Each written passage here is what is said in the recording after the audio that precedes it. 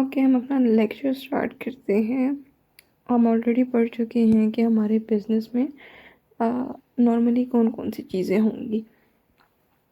तो ये हमने एक बिक्री की एग्जांपल से पढ़ा और डिफरेंट तरह की एक्टिविटीज़ को देखा। अब हम बुकिश लैंग्वेज देख लेते हैं कि हमारी बुक क्या कहती है।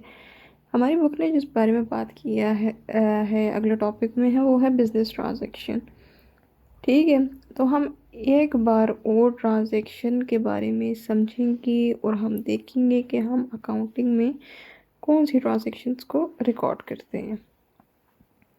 तो हम फिर से एक छोटी सी एग्जांपल लेके चलेंगे ताकि इस बार एक एक चीज़ प्रॉपरली क्लियर हो और हम नेक्स्ट स्टेप पे मूव कर सकें।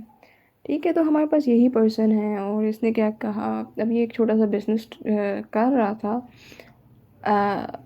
पर उसे अब क्या हुआ, समझ आ गया कि बिज़नेस सेलिंग का नाम नहीं है सिर्फ, बल्कि बिज़नेस लोगों के साथ डील करने और डिफरेंट इवेंट्स को हैंडल करने का नाम है।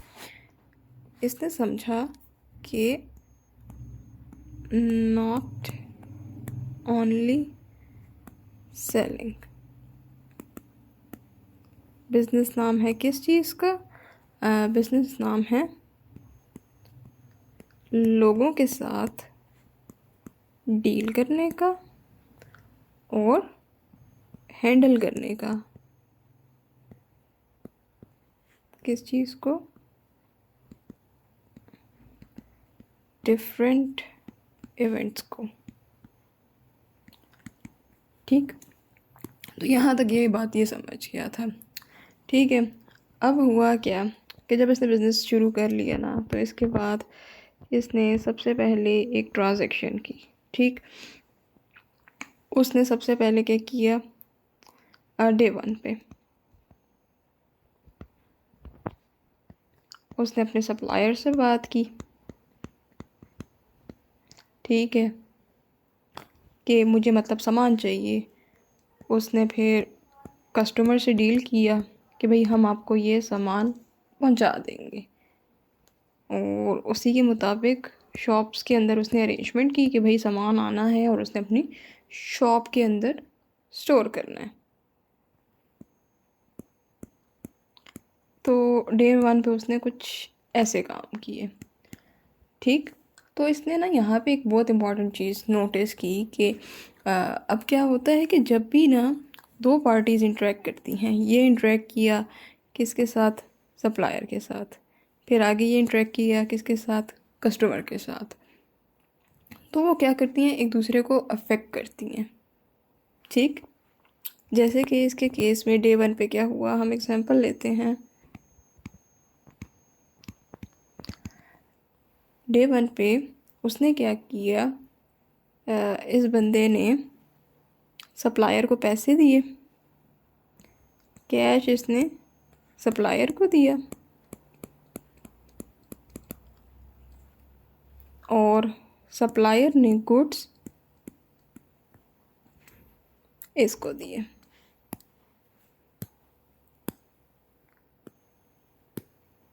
ठीक, और फिर इसने क्या किया, अब इसके पास गुड्स आ गए, इसने यही गुड्स कस्टमर को दिए और कस्टमर ने कैश इसको दिया।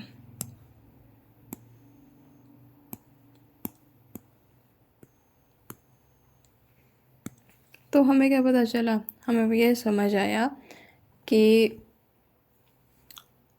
जब भी दो पार्टीज अफेक्ट हों और कुछ आपस में लेन देन हो, तो इस चीज़ का नाम क्या है, ट्रांजैक्शन। ये सब क्या हुआ, ये सब था ट्रांजैक्शन।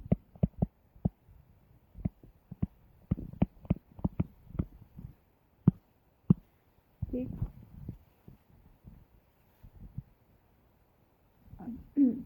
अब क्या हुआ, जब उसका बिजनेस चलना शुरू हुआ ना, तो वो क्या कर रहा था, डिफरेंट लोगों से हमने बात की, जो डील कर रहा था, हमने बात की कस्टमर से, सप्लायर से, और कुछ उसने शॉप की अरेंजमेंट की थी। हम डाल लेते हैं डिलीवरी वालों से, इसमें कुछ डीलिंग की थी। ठीक है, तो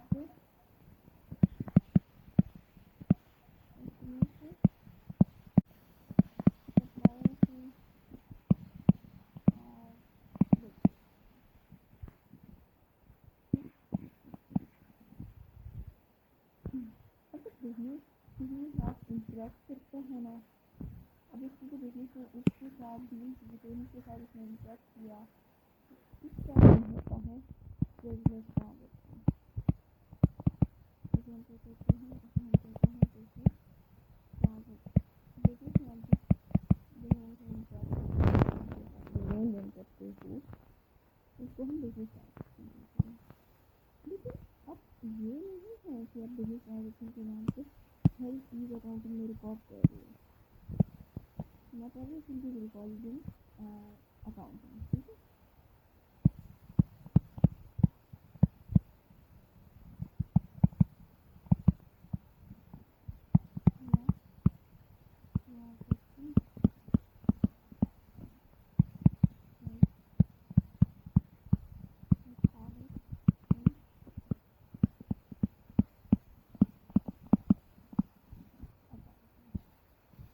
अकाउंटिंग में क्या रिकॉर्ड होता है, ठीक। अकाउंटिंग में सिर्फ मॉनेटरी वैल्यू की चीज़ें रिकॉर्ड होंगी, ऐसी चीज़ें या तो कोई ना कोई मॉनेटरी स्ट्रक्चर की है या फिर कोई पैसा बनना है, तो वही चीज़ें रिकॉर्ड होंगी अकाउंटिंग में। अब हुआ क्या, एक दिन उसकी फ्रेंड और दोनों ने कुछ बातें की, लेकिन उस दिन जो है उसने कुछ रिकॉर्ड नहीं किया, ठीक है। उस दिन हमारे बिजनेसमैन ने कुछ रिकॉर्ड नहीं किया, क्यों? क्योंकि कुछ पैसा इन्वॉल्व नहीं था, कोई ऐसी चीज़ इन्वॉल्व नहीं थी जिसका कोई मॉनेटरी इम्पैक्ट हो। तो ये चीज़ ये चीज़ हमारी कहलाती है फाइनेंशियल ट्रांजेक्शन, वो ट्रांजेक्शन जिसमें कोई ना कोई मॉनेटरी वैल्यू है।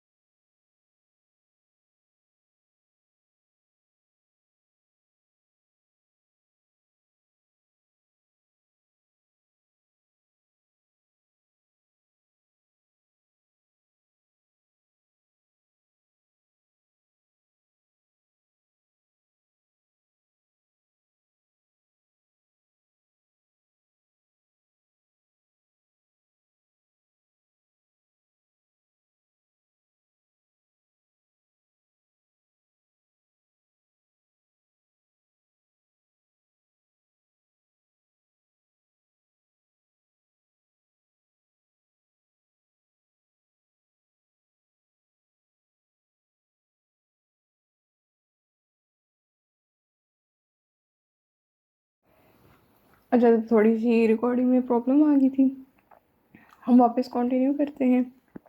हम बात कर रहे थे कि हम हर चीज़ जो है वो अकाउंटिंग में रिकॉर्ड नहीं करते, हमसे वही चीज़ रिकॉर्ड करते हैं जिसमें मनी इन्वॉल्व हो या कोई भी ऐसी चीज़ जिसकी कोई मॉनेटरी वैल्यू हो, ठीक।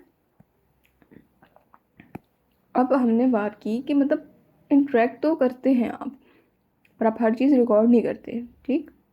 हमसे वही चीज़ रिकॉर्ड करेंगे जिसमें कैश इन्वॉल्व होगा, मनी इन्वॉल्व होगा या फिर कोई भी ऐसी चीज़ जिसकी मॉनेटरी वैल्यू हो।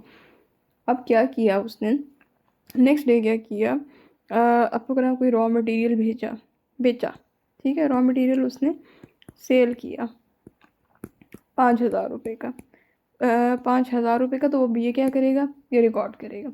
और अगर उसने किसी से बात की है, डील की है, जैसे उसने उसको कॉल करके डील कर ली कि भाई सप्लायर से कहा कि मुझे सामान चाहिए, तो वो उसी टाइम अपने पास रिकॉर्डिंग नहीं कर लेगा।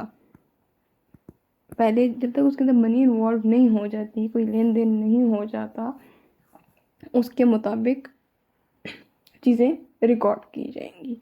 ये हमारा जनरल रूल कहता है।